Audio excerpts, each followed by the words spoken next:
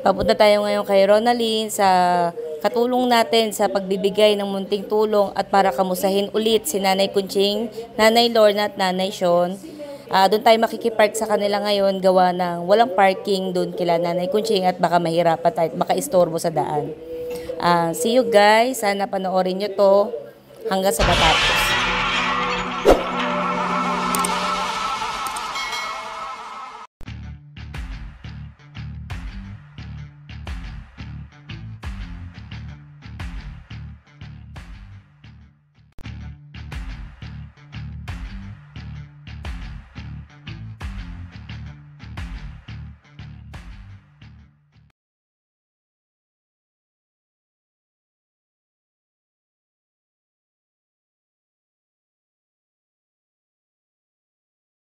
At malapit na nga tayo kila Ronaldin, dito rin tayo makikipark at dito na rin tayo sasakay ng tricycle papunta ng Doña Maria para kila Nanay Kunching, Nanay Lorna at Nanay Sean.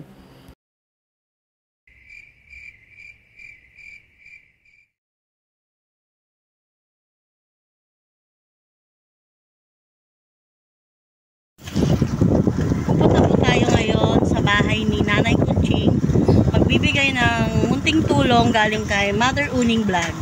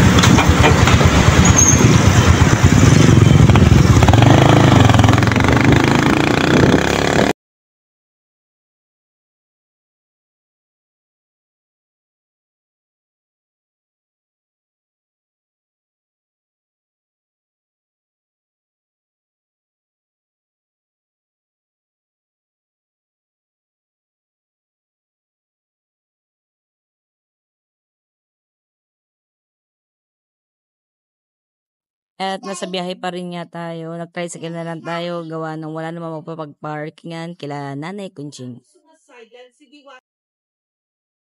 At dito nga sa tricycle, kasama natin si Ronaldin, si Ali at saka si Gabriel para merong taga-tanong at taga-kamusta, pati na rin pagbibideo.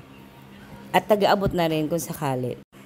Sa mga mabait na puso na gusto tumulong kay nanay, mag-reach out lang po sa amin. Itong munting tulong na ibibigay kay Nanay Kunching galing kay Mother Uning Vlog. Napakabait po talaga ni Mother Uning Vlog. Sana tapusin nyo itong vlog at huwag kayong magsawang sumuporta kay Mother Uning Vlog. At hapon na nga, mukhang aabutin tayo ng gabi, pabalik mamaya. Andito na tayo sa Santol, papasok ng Doña Maria.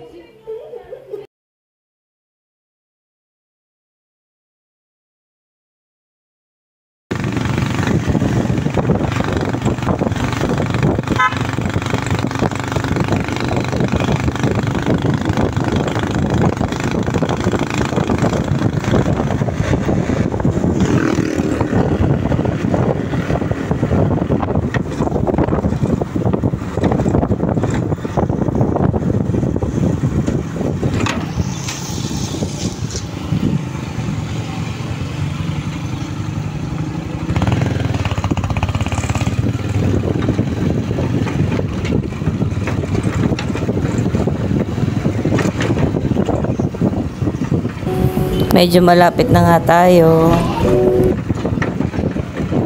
Paliko na rin tayo papunta kila Nanay Kunching, Aling Sean at Aling Lord dito sa Doña Maria.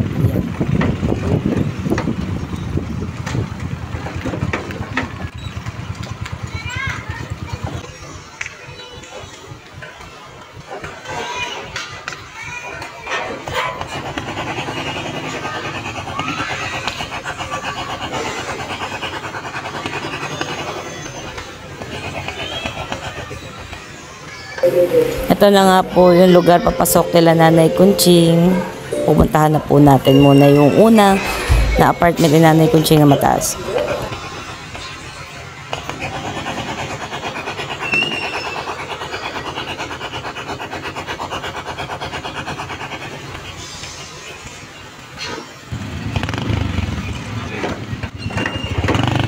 Ito yung eskinita, papasok nila Nanay Kunching. Tignan nyo naman ay maliit yung eskinita at talagang pang ilang tao na po. Dito na po tayo sa kung saan nakatira si Nanay Kunching. Papasok pa tayo sa dulo dahil dun ang bahay ni Nanay Kunching ngayon. Kaya check natin.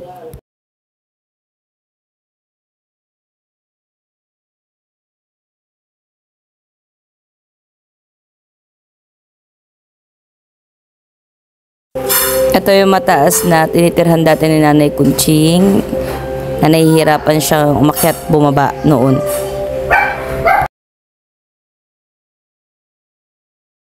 Ito yung kasalukuyang kalagayan ni Nanay Kunching. Ito pa talaga naman pang ilang tao lang ang kasya. At palabas nga tayo ulit dahil sabi ni Nanay Kunching mas okay na sa labas para mapakita niya rin sa atin na yung kalagayan niya ay medyo nakakalakad na siya.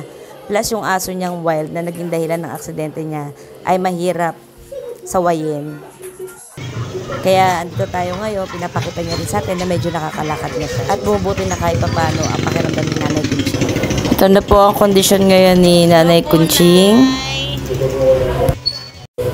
Medyo nakakalakad na po siya kahit paano. After mabakala ng kanyang mga paa. At salamat naman sa Diyos. At sana nga tuloy-tuloy na pag-recover at paggaling ni Nanay Kunching sa pagkabakal sa kanyang mga paa. At sana tulungan din natin siyang makarecover. Panoorin niyo sana itong vlog na to hanggang sa matapos. Kamusta, Nay? Okay naman. Bali mo po bang ibahagi ang inyong kwento at inyong pinagmulan? Yes, ma'am. Hindi niyo na po maano? So, sige po. Ano po ang inyong pangunahing hanap buhay? Dati nung nagpapasakit, nagdala pa ng mga refund. Okay po. Nagsitinda ako dyan tayo. Pero ngayon, hindi na siya. Hindi na po kaya. Hindi na kaya kasi nabahiyan na ako. Medyo pa ako. May bakal na. Hulap na ako maglakat. Ano ang mga pinakamahirap na pagsubok ng iyong hinarap sa buhay? Ito. Nagkasakit ka po? Eh. Nagalingaw. Kabalak.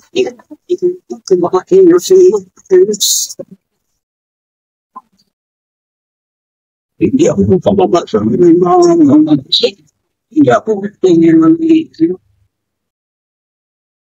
Paano po niyo nalalampasan mga hamon sa araw-araw?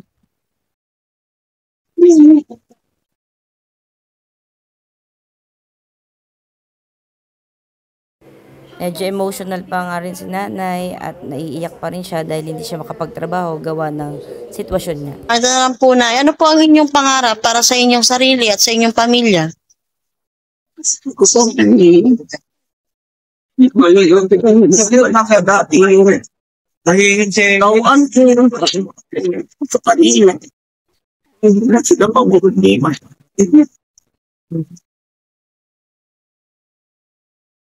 Ano nagtutulak sa inyo na magpatuloy sa kabila ng kahirapan? Yung pamilya ko, maliit ko sa kanila. Tama. Kasi mga tumitino sa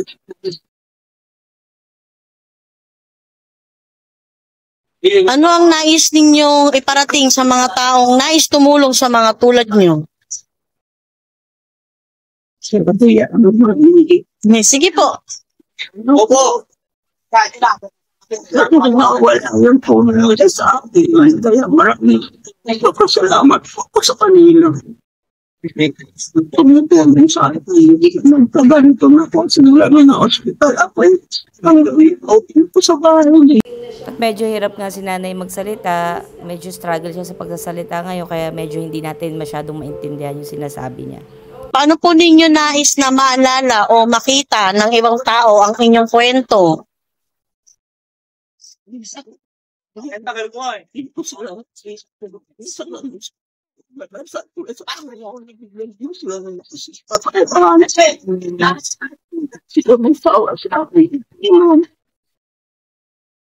Ano po ang inyong hiling o panalangin para sa darating na panahon? Hindi ako sa mga mababang para iiyak po.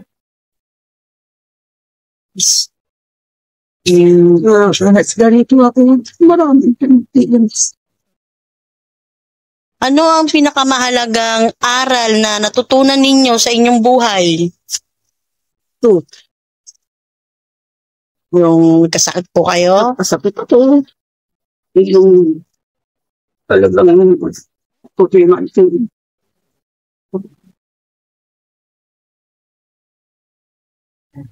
Pagkakong sa akin.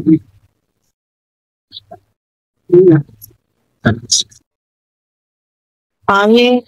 Ikaw, Anila. Yung pakiramdam niyo po ngayon, Nay, okay naman po? Tinaman ko po. Sino po nakakasama niyo sa bahay? Ito. Ilan po kayo? Tatlo. 3 po kayo, mga apo niyo po. Yun, tsaka yung majority. Kayo po.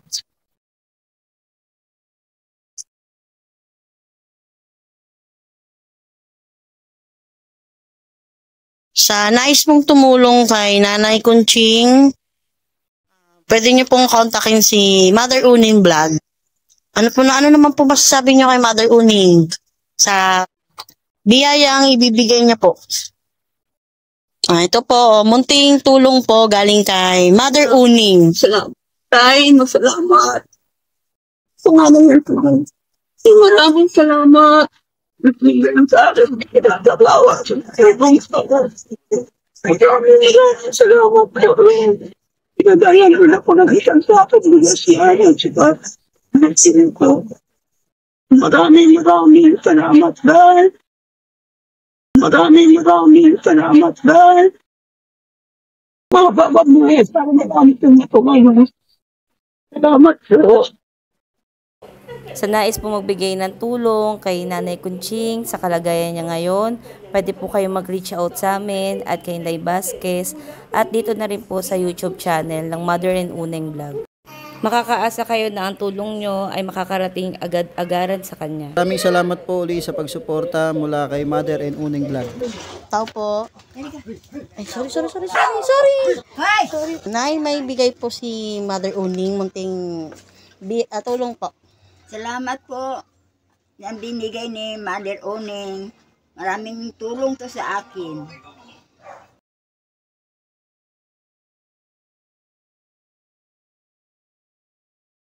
Andito naman tayo ngayon kay Aling Sean.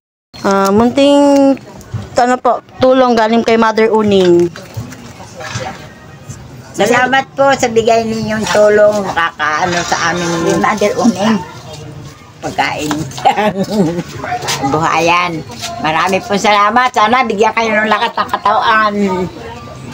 Lagi. Tulang salamat po. Mother Uning. Salamat po. Maraming salamat po.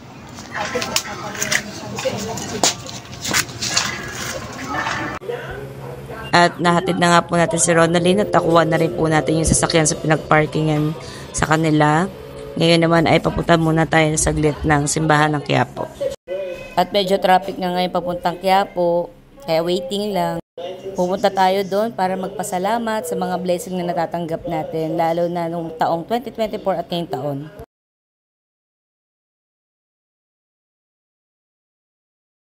At dahil sa gabi na nga at sarado ng Quiapo, sa labas na lang kami magdadasal since sarado na ang simbahan.